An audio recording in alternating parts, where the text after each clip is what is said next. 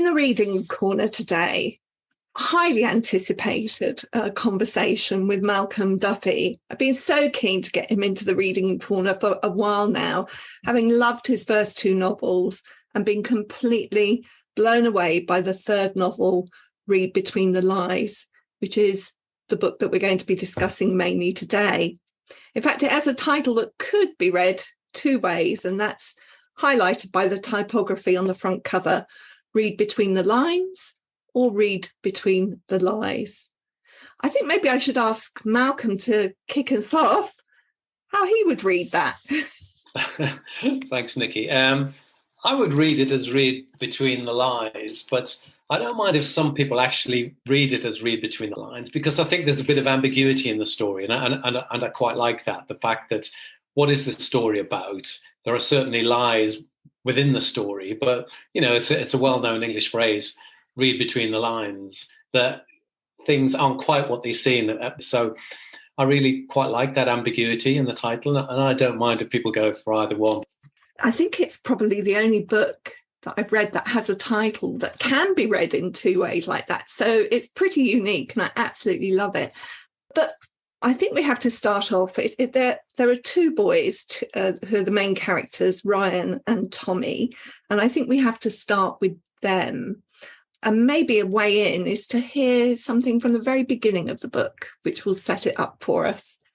When I first started thinking about the story, I thought I knew I wanted to write about dyslexia, but I thought, how am I going to enter that story? And I thought it'd be quite interesting to have two characters who are both dyslexic, two boys, but one of the boys has really come to terms with it. It's not a problem for him at all. He's going on through his life.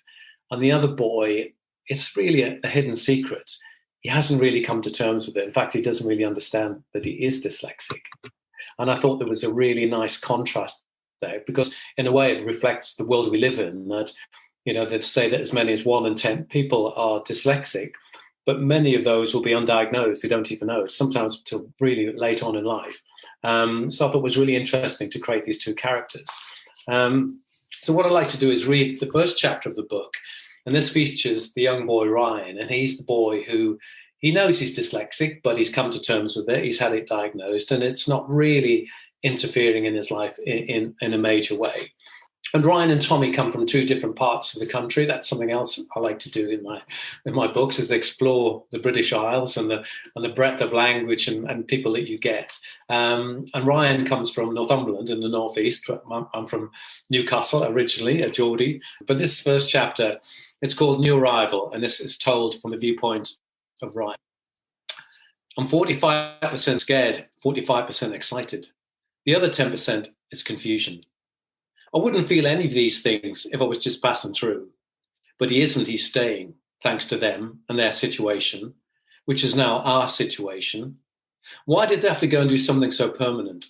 They didn't even bother asking me what I thought, just went ahead and did it. My opinion, as usual, is worth less than an empty milk carton. Get a shuffle on, shouts Dad. I stand, staring into my open wardrobe. Not something I do very often. I normally decide on clothes in milliseconds, sometimes even faster. But today, I decide to choose carefully, let him know what I'm like, who he's dealing with. After much rummaging, I find the perfect thing. Ryan, hollers Dad. Once he gets above a certain level, I know it's time to move. A loud voice is usually as bad as it gets. Maybe a glare, sometimes a stump. What in God's name have you been doing up there, he says, as I make my way downstairs. Getting ready? He lets fly a huff.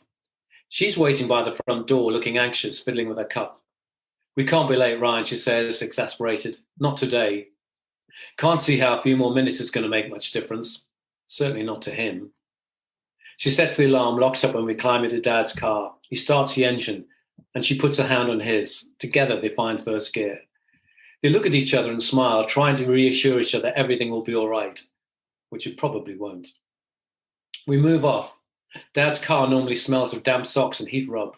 Today it smells as though we crashed into a cosmetics department. She's made an extra large effort for the new arrival. Never seen her go to church, but if she did, imagine this is how she'd look. Tweed jacket, long skirt, smart shoes, earrings, pearls, hair neat and tidy.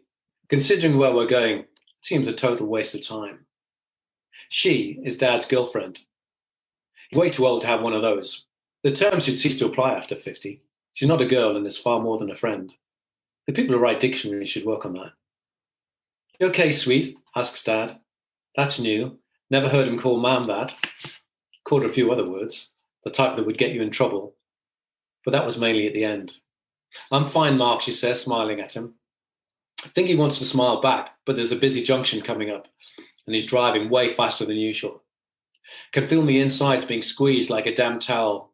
Not sure what the knot's doing there. I'm not the one who's done anything wrong. Okay, Ryan. She asks me that a lot. Always give her the same answer. Aye. Which is a lie so large it's borderline obese. I was okay before this happened.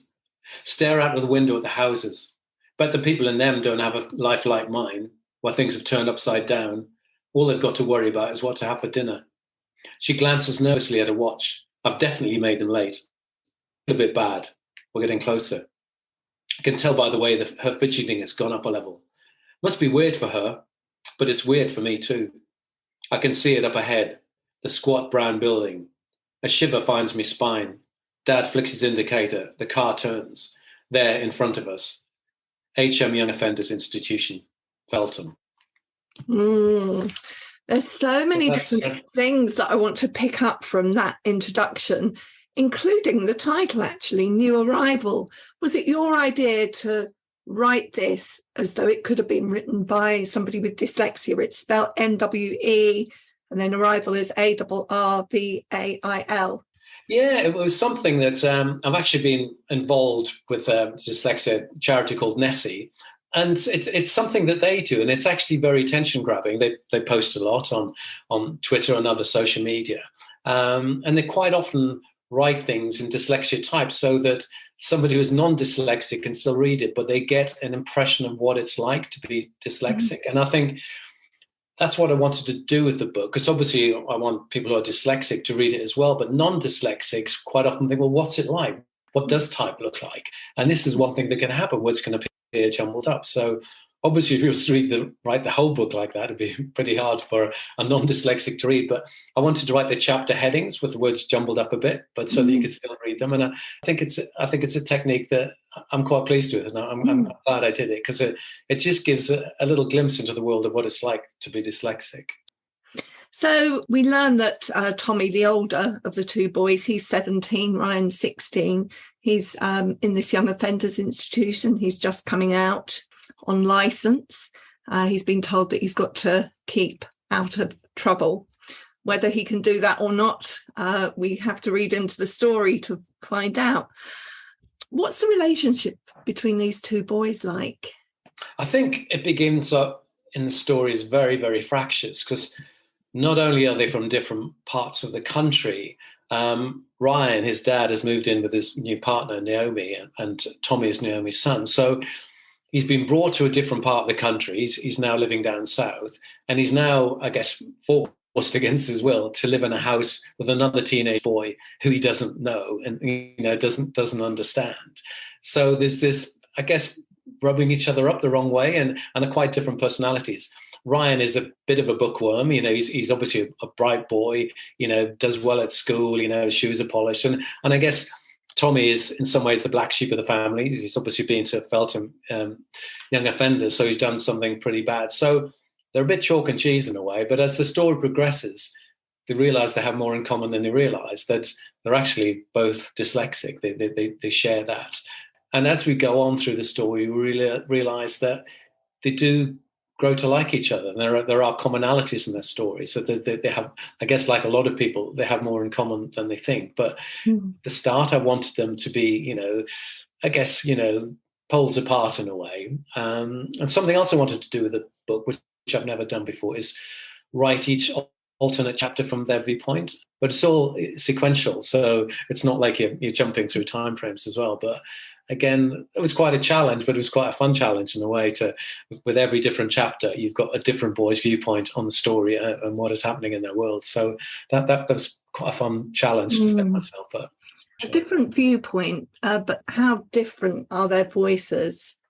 Yeah, obviously there's the language one. Ryan speaks in I guess, a gentle Geordie accent, because not everyone has very broad dialect, and Tommy is from down south. But Ryan sort of, I think, is more outspoken, and he sort of speaks his mind. And Tommy, I guess, is the cooler of the two. He sort of, I guess, internalizes things a bit more. He's quieter, and he is a girlfriend as well that he'd like to get back with. So yeah, I think I've spent a lot of time in making sure that they were very different in their own way, although they have dyslexia, that they were strong characters and had characteristics that separated them chapter by chapter.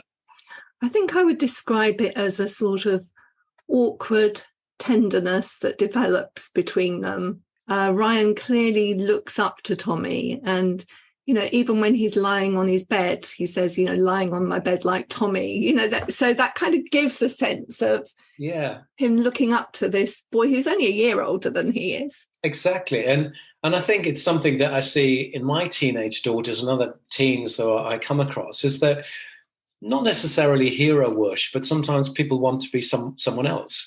And I thought it'd be quite interesting in this case if Ryan, who's a bit of a goody two-shoes, actually would like to be a bit more like Tommy, who's a bit of a rebel and has been in trouble. And Tommy would like to be a bit more like Ryan. And that manifests itself in the story, where Ryan tries to or wants to do things that are actually a bit bad. And Tommy wants to do the opposite. He wants to get on and study and learn to read and write and do better at school, not only for himself, but for his mum, who's obviously upset a lot by going into young offending. So I thought that was a really interesting dynamic to explore. And also the fact that he ends up in this young offending institution is not disconnected from his dyslexia. And we know that there are a lot of young people in prisons or similar institutions who have difficulties with literacy. There are connections there. Yes, they say that illiteracy is the big common denominator in prison. As many as 50% of prison inmates and young offenders are either illiterate or have dyslexia, which is incredible, really. I didn't want to make the book about that, but I think in a way it explains a lot about Tommy's behaviour, although we don't go into great detail about what he did or what his past was. I wanted to give a nod to that, because I think what happens in real life is that a lot of people in school whose dyslexia isn't diagnosed quite often, end up being excluded from school or bullied or become bullies themselves. And you can see how, if that's not dealt with, they could easily drift into a world of crime because they can't find a job, because they can't read, and there's this sort of downward spiral. I'm not saying that all people with dyslexia will end up going down that path, but in circumstances you can see how it can. I thought it was really interesting that, education comes off in, you show both sides of it in this story. Is it Miss Brighton, who is Ryan's teacher? She understands about dyslexia. He gets the help that he needs. It's more visible. Tommy's is hidden, partly because people are very good at finding coping strategies. Yes. And he's been to 4 different schools. Yeah. And his mother takes him back to the school that she's paying for now. And they won't have him back. Yeah, I didn't want to make the story too preachy, but I wanted it to reflect real life, because I've spoken to a lot of teachers and a lot of experts in this area, and there can be a bit of a lottery. I think in some schools, there are people who have dyslexia training and they try and spot things as soon as possible.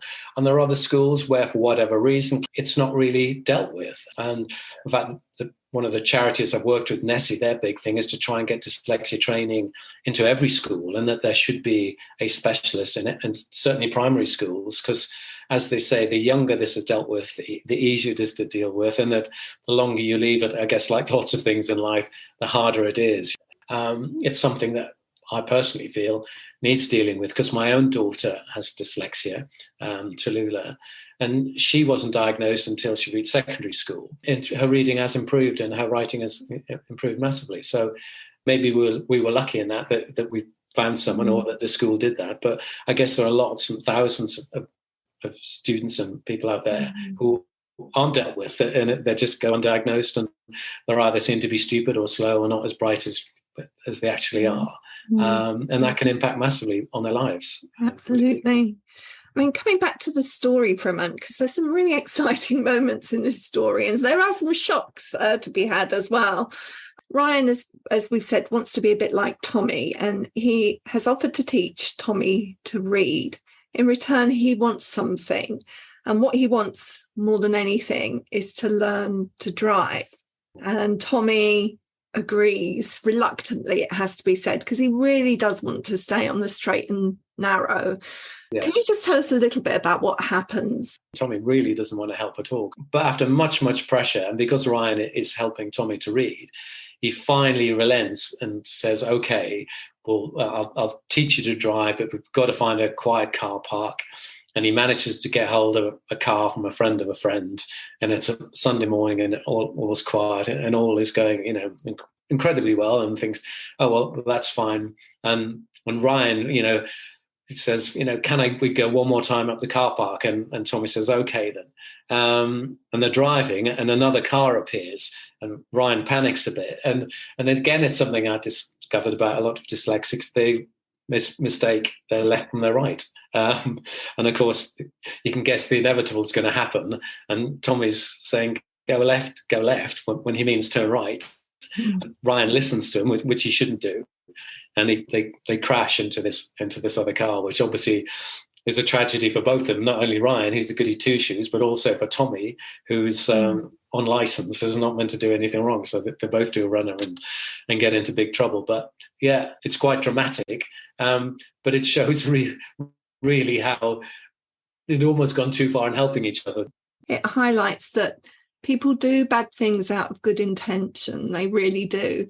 And I suppose if I was to distill it into just a few words, I would say life is complicated. That's what I like to do with my stories, give my protagonist problems. The more problems you can throw at them, the better. But life is complex. I say that to my two teenage daughters that they've had varying issues, and I said, look, that's what life's going to. You're going to have more issues throughout life, and there are complexities. It's how you deal with them that is the real thing, and it's you've got to do it with fortitude and with your eyes wide open, and you also need to speak to people. I think that's a common theme throughout my books. The characters tend to do things and don't tell the right people at the right time what they're doing. I'm not going to say what other things occur in the story, but I think one of the things that I really appreciated, this isn't preachy in terms of talking to teenagers, because the adults are very fallible too. And I really think that that's possibly the most important lesson that we can pass on to young people, is that grown-ups, adults mess up just as much, and they have to learn from it too. Exactly. We're all fallible. We've all got feet of clay. No one is perfect. When I give talks in school, I always say, look, in this room, there's 100 people or whatever. There's no one 100% bad and there's no one 100% good. There's variations of the two. And, as parents, me and my wife, we try to set a good example, but, we sometimes fall off that particular horse and you've got to climb back on it and try and set as good an example as you can. But as the book shows, all of the adult characters in it make mistakes of varying degrees, and they have to learn from it, and so do the children around them as well. I think it becomes very evident just how skillfully crafted this is, because a lot of those things to me now seem to be seeding what comes later. So I don't know whether that just came in a flow or whether you had to go back and craft it in that way. They actually say, is it easy reading is hard writing? And I'm a great believer in that I like the stories, and in some ways to be an easy read and then it flows. For me, everything is about the flow of the story and that everything has to come together. But that involves a lot of rewrites and a lot of drafts and a lot of exploring each character, the weight you put behind each character, where they appear, what role do they play? Because I've written a few screenplays in my time, and you actually learn a lot from that when you're writing stories. And there's one great thing is that what is each chapter delivering? And I think that's always a great thing. They say that with every scene in a film or piece of drama. What is it delivering? What is the purpose of it? And there's one rule of screenwriting which I think is great. It's that every scene should either move the plot on in some demonstrable way, or you should learn something about a character. And I actually think that's a great bit of advice for writers. Sometimes when I'm writing a character, sometimes I've just got people talking, go, well, where's this going? Have we learned anything about the character, something new? And you go, well, that is worth having in place. Or has the plot moved on? Or is it just more of the same? But if it's more of the same, it's got to stop. So when I went through the book and all the drafts, I tried to make sure that each chapter, like that first chapter that you've heard, quite a lot happens in that. You learn a lot about Ryan, and then also there's a big plot setup as well. It's something that, as a writer, I feel I must do, and I'm actually, slave over that. And hopefully, eventually, after draft after draft after draft, it all comes together and comes across as seamless. Although at times it wasn't. Yeah, it's exactly like that. And I was reflecting on your final lines in chapters. Often people talk about first lines, getting people interested, grabbing their attention. Or they sometimes talk about ending a chapter on a cliffhanger. You do have some cliffhangers in there, but actually the final lines that are not cliffhangers are really interesting. So the one, for instance, when Tommy is in his old school, Hamilton, with his mum, and the head is there, he's been having a conversation with his wife about what they're going to have for dinner. And it ends just with, enjoy your chicken pie. Yeah. And it says so much, the final line. I love a good final line. Oh, well, I do as well. My background's advertising copywriting, so not that I'm writing slogans, but I'm always thinking, yes, you've always got to leave on a really good point, or not necessarily a clever line, but just something that's very poignant, like that, enjoy your chicken pie. Because again, that was a scene I toyed around with. Should there be violence? Should there be something else? And in some ways, subtlety is better. Sometimes just a quiet phrase does the job brilliantly, as opposed to something big and dramatic, or shouting, or whatever. Absolutely. Yeah. I mean, there was another one, and it came exactly halfway through the book, I think. They've been going to look at a new house, and the final line talks about Tommy going off to look around more empty rooms.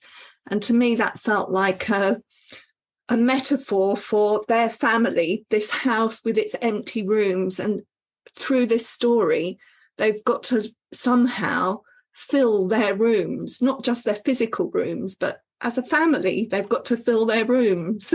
Yeah, no, I think that I'm glad you picked up on that, because again, I think it shows how adults and I guess young adults view things like houses, like there's this empty house, and the mum and dad are getting so excited about it because they can see the potential, and Tommy and Ryan just see empty rooms. They can't see that future, the one that Naomi and Mark are trying to build together. And I think empty rooms is quite a good metaphor for this family, because there is a lot of emptiness, and emptiness could be seen as potential, or emptiness could be seen as a bad thing. And I think it's something nice to draw on, just those little touches, and what something like an empty room means to different people. Yeah. Something else that I really appreciated in your writing, I don't know if it comes because you have written screenplay, but there's a lot of direct free speech. And because of that, this whole idea of reading between the lines, or reading between the lies, the whole way in which it's written allows those things to exist. Yes, I guess it's a thought stolen from screenwriting. William Golding, who was Redbridge casting the Sundance Kid, he always said, start a scene late and leave it early, which is, again, something I try to bring into my writing, is to pare things down, pare the dialogue down. Don't always start at the obvious point, and don't always leave at the obvious point, because you can let your reader fill in an awful lot. And I think as I progress through my 3 books, I'd like to think I've got better at that. And you've got to give your reader an awful lot of credit that they can work things out. That in the first chapter, I could have talked a lot about that they knew he was going to prison or what Tommy had done, and I'd go, no, leave that to the imagination in the story, and never actually say what Tommy did. And that was deliberate. Sometimes writing is what you leave out. That sounds like counterintuitive, because you think writing should be like filling pages with words, but sometimes the most important words are the ones that you leave to the reader's imagination to go, oh, what is happening there? Why did that character do that? Or why did they do that? And as a writer, I don't always explain that, because that is like life. Sometimes people do things and you can't understand why. I like to put that element into my stories as well. So the narrative is written in the present tense. Yes. Was that just intuitive? Yeah, or was it a choice? I think the present tense gave it that sense of immediacy. I did think of, writing the past tense, but I think you get more tension by writing in the present, in the first person. It's a style I like to. It's not necessarily one I will always stick with, but I think for this particular story, I think it seemed to work very well. Yeah, it just seemed to keep that, I guess, that excitement and that intrigue going, that you're sort of in the heads of these two teenage boys, each telling their own story. Yeah, it just seemed to work. It's just an intuitive thing. Something that we haven't touched on is the vulnerability of these two boys, and the fact that there isn't much out there that has young, vulnerable male teenagers dealing with their emotional literacy. There's a fantastic bit where Ryan is crying and he says they're tears of joy. And you're thinking, I don't think they are. But then we go on. They sort of are. Tears of joy for dad, tears of disappointment, tears of anger. It's all mixed up. And sometimes being able to separate all those things out and know how you're feeling is quite hard. Yeah, I think for teens, times are hard, girls and boys. And I wanted to, try and really get under the skin of what it's like to be a teenage boy who's in a somewhat dysfunctional family in a difficult situation, and really tap into what their emotions, what are they really feeling. And you've touched upon that moment with Ryan where he doesn't know quite why he is crying. And I really wanted to sort of tap into that with the, teenage boys who I know and I've come across, and tap into my own feelings from a while ago, from when I was a teenage boy, of what was like. And it can be a confused time when you're halfway between a child and an adult, and you're a bit unsure of the world and unsure of yourself. So I just wanted to end by talking a little bit about Empathy Lab. I know that the book was chosen for the empathy list. I guess you were pleased that the book was...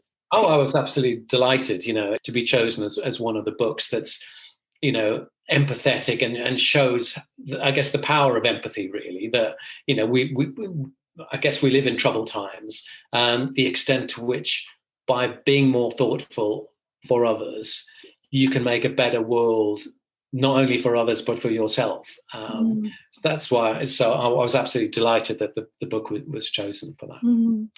Is there a sense in which all fiction develops empathy? I guess every book opens a door to someone else's world that perhaps, well, almost certainly you won't know about. So, yeah, I guess empathy plays a huge part in all books. I have to say that Read Between the Lies was one of my favourite books of the year, and I'm so pleased that I was able to talk to you today, Malcolm. Thank you for joining me. Thanks so much, Nikki. It's lovely talking to you too. In the Reading Corner is presented by Nikki Gamble and produced by Alison Hughes. If you have enjoyed this podcast, please leave us a review. If you would like to find out about other events and courses, visit justimagine.co.uk. Join us again in the Reading Corner on your favourite podcast platform.